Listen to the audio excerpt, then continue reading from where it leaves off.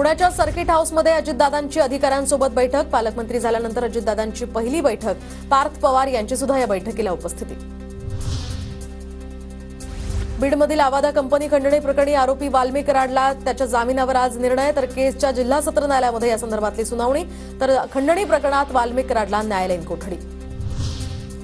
वाल्मिक कराडवर बीड जिल्हा रुग्णालयामध्ये उपचार सुरू। पोटदुखीचा त्रास होत असल्यामुळे काल रात्रीपासून कराडवर बीड जिल्हा रुग्णालयामध्ये उपचार।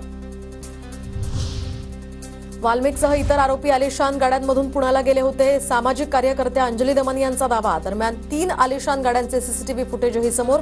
कराडच्या ताफ्यात असलेली गाडी शिवलिंग मोराळेच्या गाडीसारखी। टोरेस प्रकरणी हायकोर्टानं मुंबई पोलिसांना फटकारलं। तातडीनं कारवाई करण्याच्या कर्तव्यात मुंबई पोलिसांनी कसूर केल्याची कोर्टाकडून कानउघडणी। तर घोटाळ्यासंदर्भात कोणीही तत्परता दाखवली नाही, खंडपीठानं फटकारलं। अवैधरित्या वास्तव्य करणाऱ्या बांगलादेशी घुसखोरांसाठी शोध मोहीम सुरू करणार राज्य अल्पसंख्याक आयोग ॲक्शन मोडवर। प्रत्येक जिल्ह्यामध्ये 25 सदस्यांची जिल्हा आयोग समिती असणार। राज्य अल्पसंख्याक आयोगाच्या अध्यक्षांची माहिती।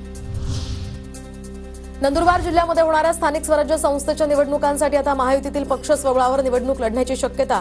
भाजप, शिंदे गट आणि राष्ट्रवादीला पुन्हा एकदा चव्हाट्यावर येण्यास सुरुवात। नालासोपाऱ्यातील 41 अनधिकृत इमारतींवर आज हातोडा। तर पालिका प्रशासन आज इमारतींचं तोडकाम करणार। 41 इमारतींपैकी 7 इमारती या आधीच जमीनदोस्त।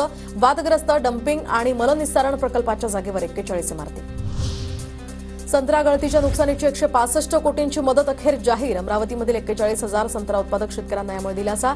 आमदार देवेंद्र भुयार यांच्याकडून या संदर्भातला पाठपुरावा।